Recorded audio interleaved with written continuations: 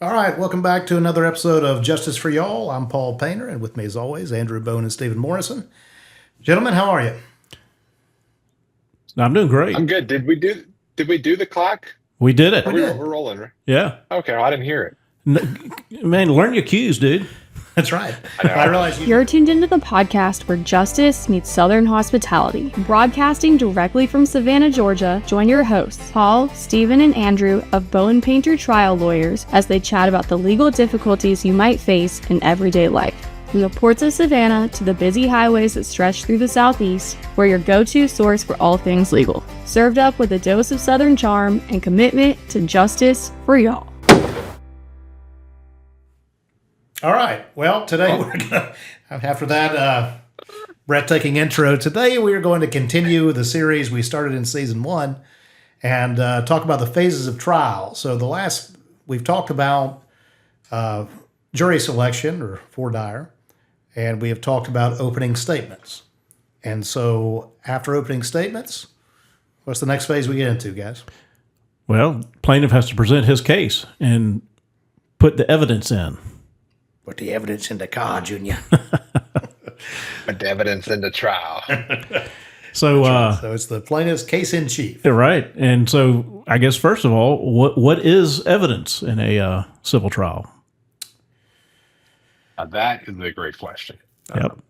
Evidence is testimony or documents or things. Correct. Those are kind of the three major categories. So testimony, somebody from the witness stand speaking, saying what they observed, that they have personal knowledge of, or if they're an expert, what's within their expertise that's been admitted.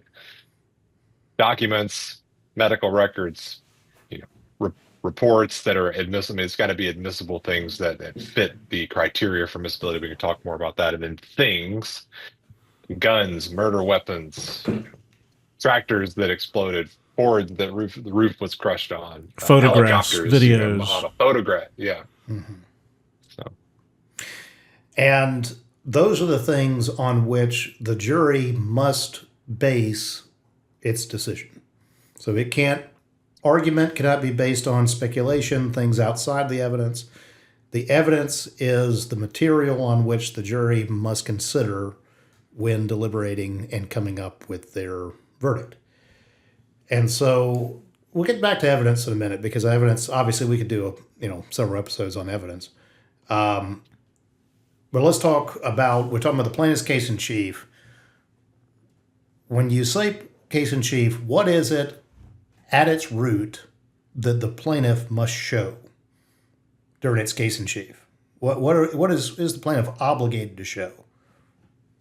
Well, I mean, it depends on the cause of action. Mm-hmm. So every cause of action has elements that have to be proven to the satisfaction of the jury in order to make a recovery, which is called the prima facie case.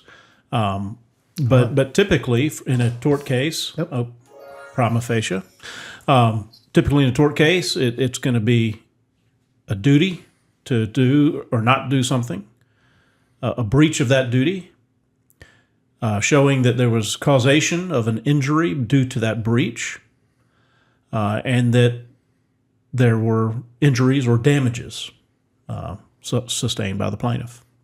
Right, and the nature and amount of damages within Right. that. Yeah. And so those are the elements of negligence, which is most tort cases have some type of negligence involved. Not all of them. If it's fraud, that has a little bit different prima facie case and elements need to be proved. But the point is, the plaintiff is responsible for, at the very minimum, putting in evidence to meet each one of those criteria.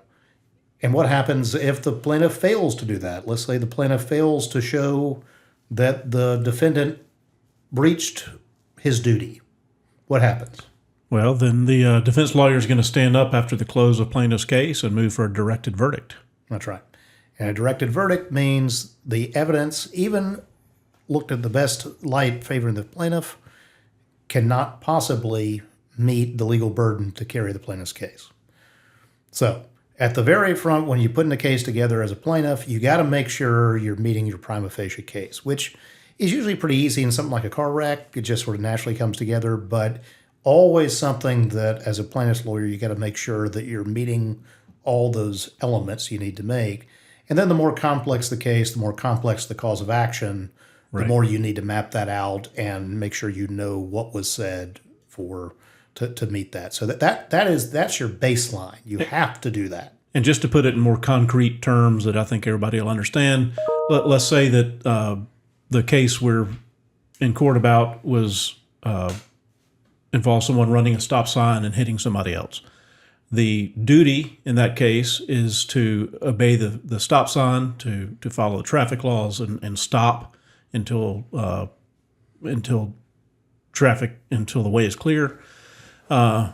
The breach of the duty would be not stopping, running the stop sign. The damages from that breach would be running into the other person, or the causation would be, running the stop sign and hitting the other car. And the damages would be whatever injuries were sustained by the plaintiff in that case. So you have duty. Causation. Yeah. Yeah. Duty breach. You said damages twice, but yeah. Yeah. And the duty is established as a matter of law. So you have to establish, the court establishes the duty, but you have to show,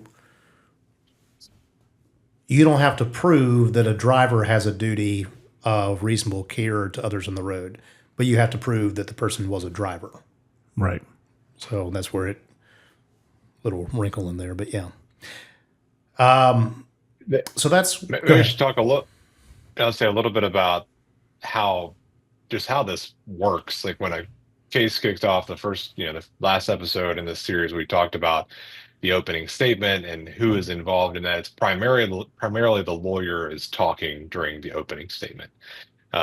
When both opening statements are done, judge says, call your first witness, then plaintiff has to actually say, I call so-and-so defendant driver to stand. They are sworn in. If they're sometimes these days they're virtual, but they say, so now you have the lawyer is involved, but now you also have a witness.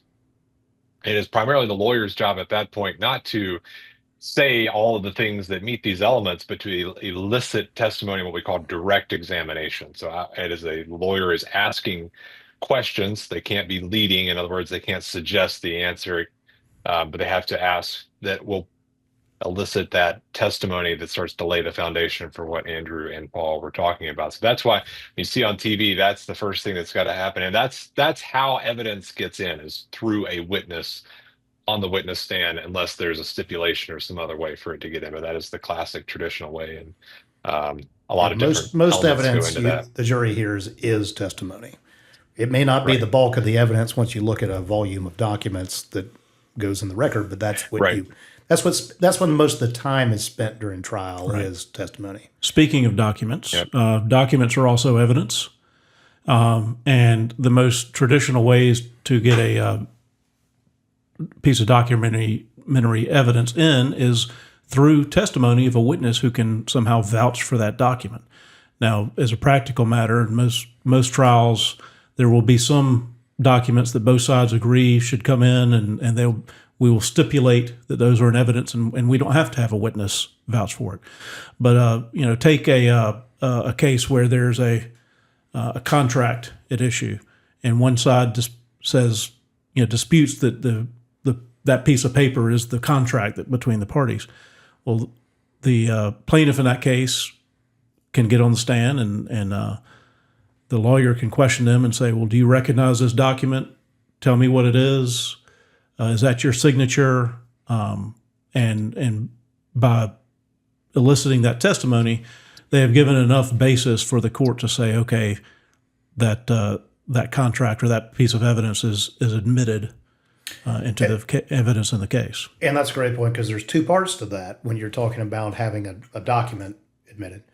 You have to show that it is authentic, and whether that's a photograph, a document, or anything else, and that's what you hear with a photograph. Do you recognize this picture? Does this appear to be the intersection of Henry and 32nd Street, or this intersect, but you know what I mean? Henry and Whitaker. Every person in Savannah is like, yeah, that's not what that is. But and does that reasonably accurately show what that looks like? So what you're trying to do is list testimony that what the picture shows or what the document is what it looks like it is. And that's it. I always thought, like, well, this is pretty easy. This shouldn't be a big deal.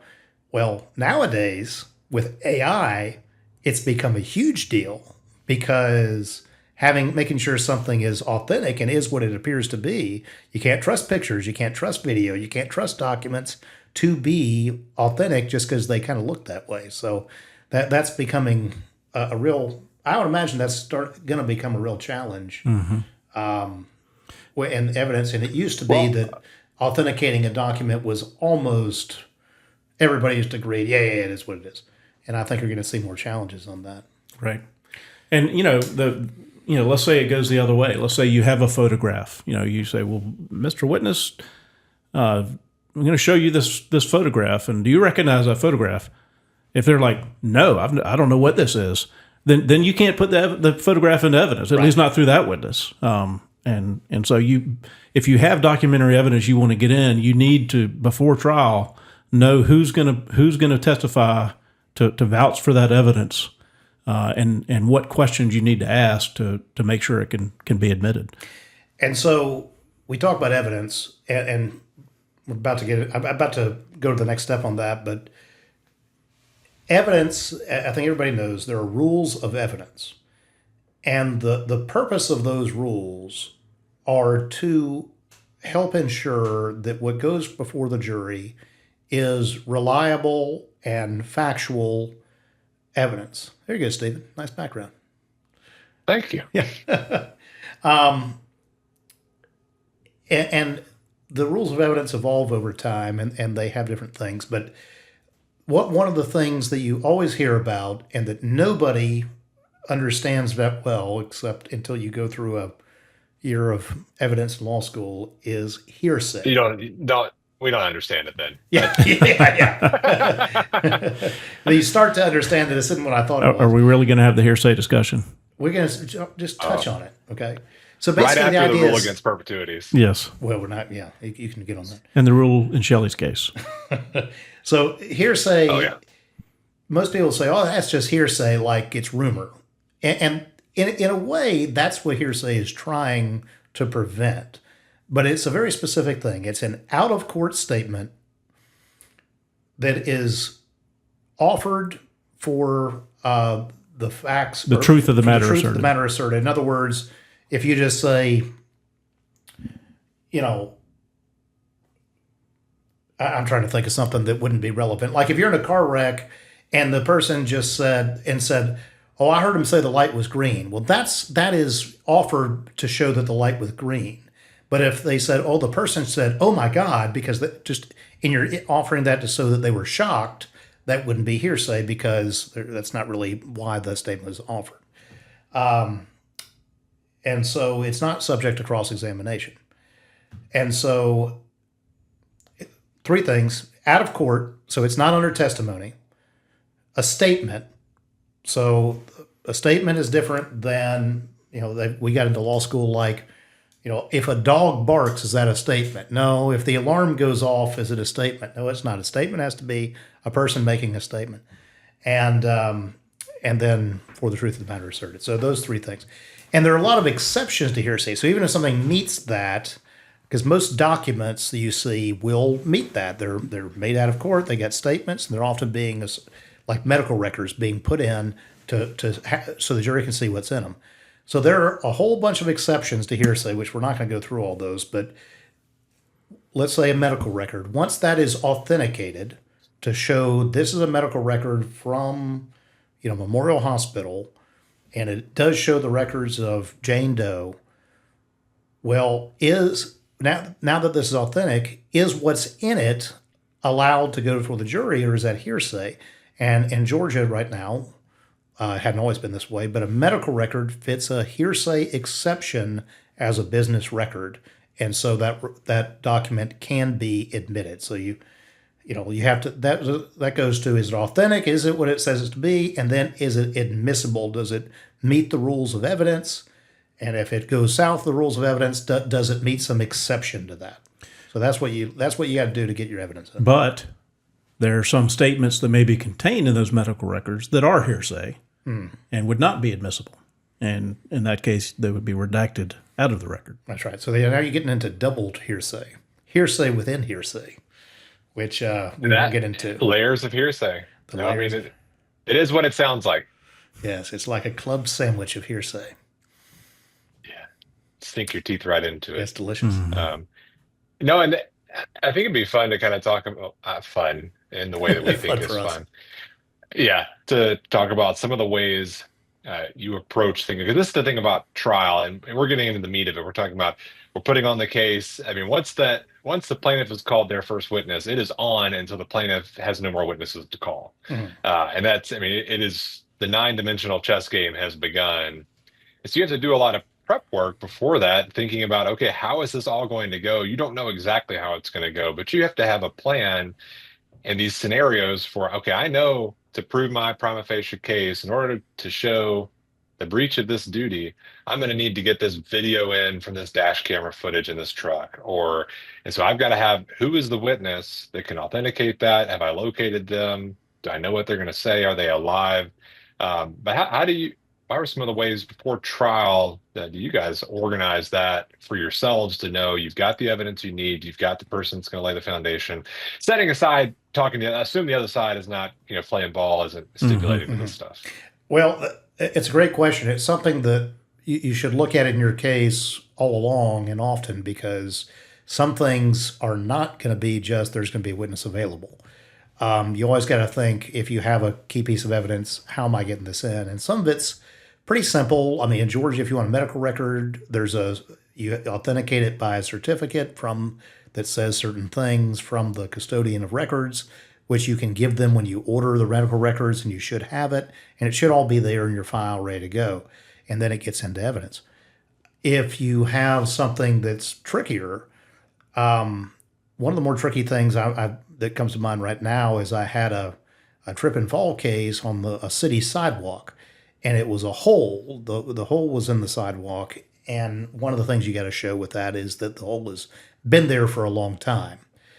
And Google Street View had been around not all that long at this point, but long enough to where they had 5-7 years of photographs of that same area. And we had a photograph 5 years before our trip of this same hole and a city employee with the shirt the guy was wearing walking over the hole. It was a great piece of evidence. And, I thought, well, we got to get this in. And I thought, well, who can authenticate this from 5 years ago? And I thought, I don't know if anybody can do this. When, I don't know who was driving this Uber. I don't know if they were even looking. Or not Uber, but Google, picture car. The Google car, yeah. Yeah. And so we sent, one thing you can do is seek a stipulation. And what we did, I think, is what's called a request to admit. It's a formal discovery. Admit that the attached photograph is an authentic photograph. They denied it. They don't have to. I mean, they don't have to have a reason. They just have to say, it's your burden to prove this, buddy. We're not agreeing to it. And so we had to get a subpoena to Google in California. So we had to domesticate and California does not comply with the uniform deposition. Like some states, each state has their own jurisdiction, and you can't just issue a subpoena from Georgia to South Carolina without an agreement between the states. Well, California is not part of that agreement that most states are in. So we had to find a way to subpoena Google to give an affidavit that showed that this was an authentic document. And it took months. And luckily we got ahead of it. But as soon as we got that subpoena or got that affidavit in that showed it was authentic, and we were going to be able to present this as a business record and authenticate that photograph, the case settled. And so this stuff is very important, because I guarantee the defense lawyers are thinking about it. If they can't get this evidence in, so that's one of those things. And you need to know, well, what witness can get it in? What are your exceptions? Because some documents are just naturally authenticated or automatically authenticated. You don't need them, like a learned treatise. You can have the judge just authenticate that document and make it admissible. But under what circumstances and how do you do it? But let's take a simple matter, though. Let's say that your client took pictures of the scene of a wreck. Yeah. And you want to get those photographs in, and the defense won't stipulate to it. So, we have an exhibit list. And so, photograph of scene of the wreck 1 will be on the list. And just as a practical matter at trial, we have a little checklist, what witness is going to testify that this is an authentic photograph, have their name, and then,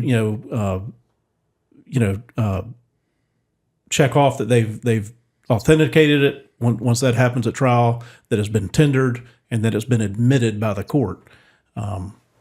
And just mechanically, you have something, you either have a stipulation or you have that for each piece of evidence you've got to get in. And the one reason you have, it may sound oversimplistic, but in trial, you have so many things going on that it's easy at the end of a 2-week trial to look back at your evidence and say, did we get this document? Did this get tendered?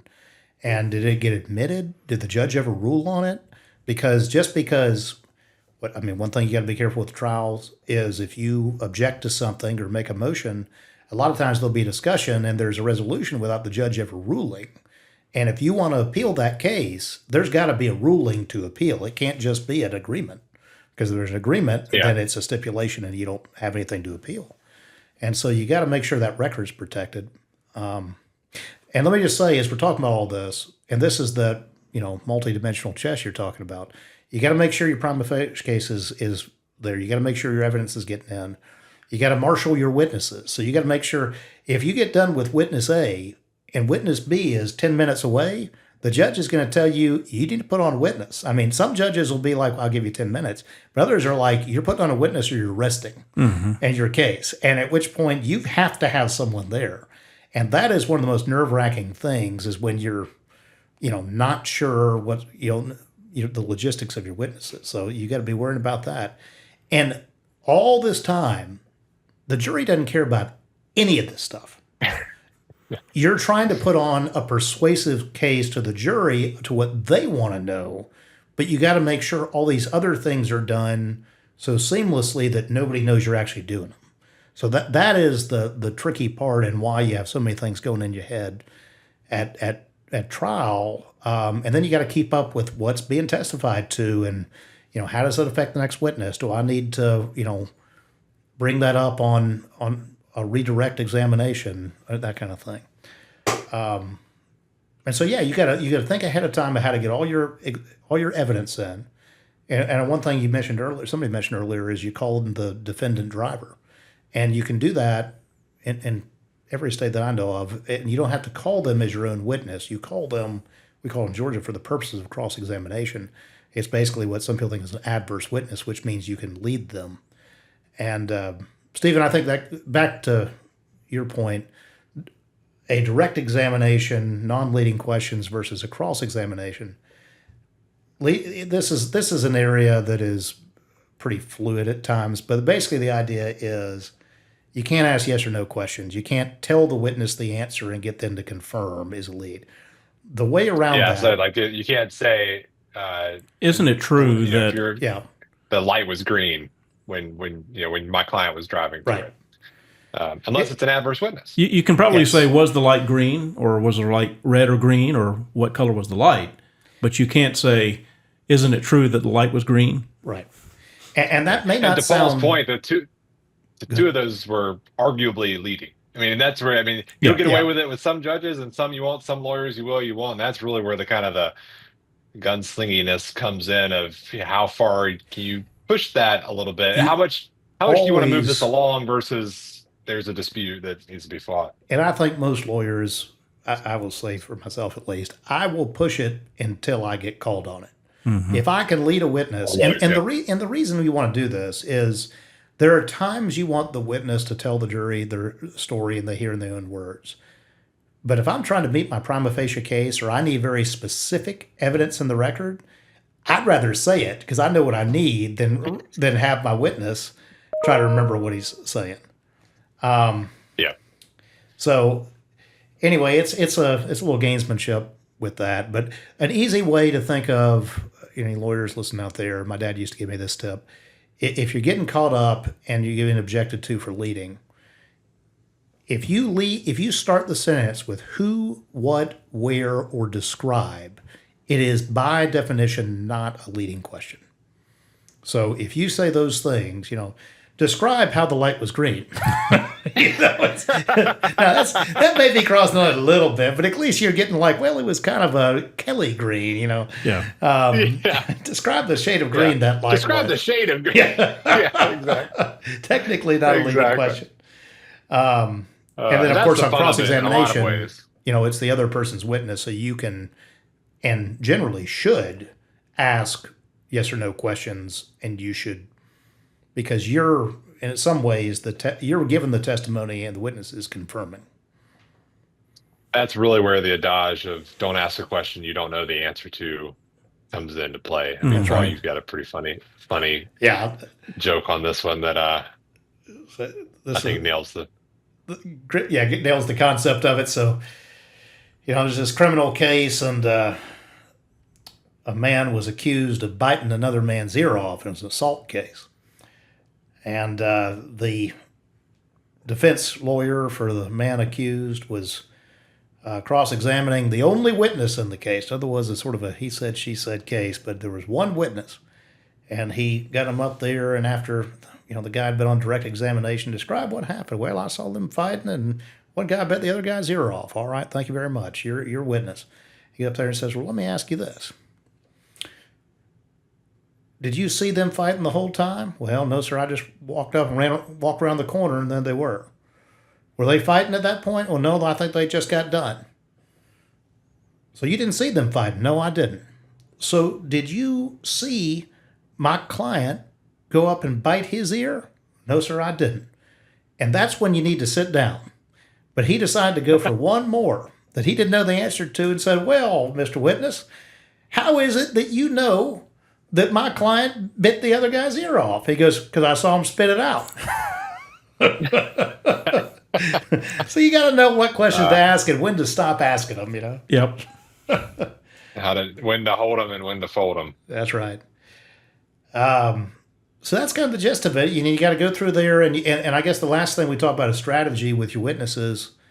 With a plaintiff's personal injury case, typically we like to reserve our plaintiffs as the last witnesses, because that's who the jury, especially if there's damages involved, and well, there are always damages involved, but if there's bad damages, the jury wants to hear it from them.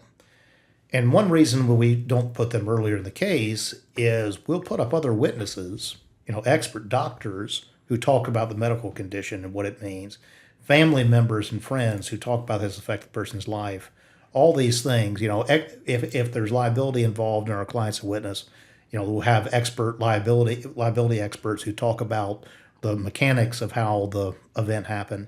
And so by the time you get to the client and they're telling their story, the jury's already heard it. They've heard it in voir dire. They've heard it in opening statement. They've heard it from experts. They've heard it from family members. And by the time the plaintiff themselves says it, it's not like they don't look at it with the same skepticism of, oh, they're just telling a story. So we try to reserve the plaintiff for last for that reason. And then as far as the order of the other experts or the other witnesses, it sort of depends. We usually like to put the defense up first, especially if they have done something wrong, and they always have. But like if they've done something wrong, and we know the jury's not going to like it. Set the tone. Yeah, set that tone. Like, let's go ahead and not like them, and then we'll transition to usually our liability expert to say why this person, what they've done is so bad, and then we'll get into the damages. And of course, now in Georgia, we have bifurcation is more the rule than the exception, which means you would do only the liability first, then the jury would decide that, then you come back and do the damages. So that may affect how we go about this in our next few trials, but in Georgia. Yep. On another note, I was walking downtown Savannah a couple days ago. This guy comes up to me wearing a black leather jacket, and he's like, if you give me $100, I'll give you $500 in 2 weeks. I was like, okay. Turns out it was a Fonzie scheme.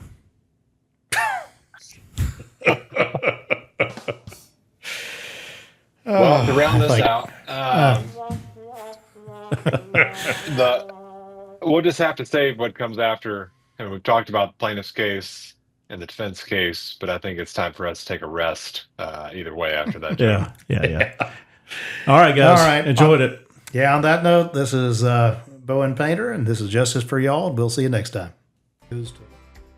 Thanks for listening to Justice for Y'all, hosted by the attorneys here at Bowen Painter Trial Lawyers in Savannah, Georgia. If today's episode resonated with you, or if you find yourself needing legal guidance, remember, we're just a call away. You don't have to work through the difficulties of your situation alone. Visit our website at bowenpainter.com, that's BOWENPAINTER.com, or give us a call at 912-335-1909. We're here to serve you with the dedication and warmth only true Southern hospitality can offer. Thanks for tuning in, and don't forget to subscribe to our podcast on your favorite platform so you don't miss an episode. And tell your friends and family about us if they're ever in need of some legal insight. Take care, and remember that at Bowen Painter Trial Lawyers, we're committed to justice for y'all.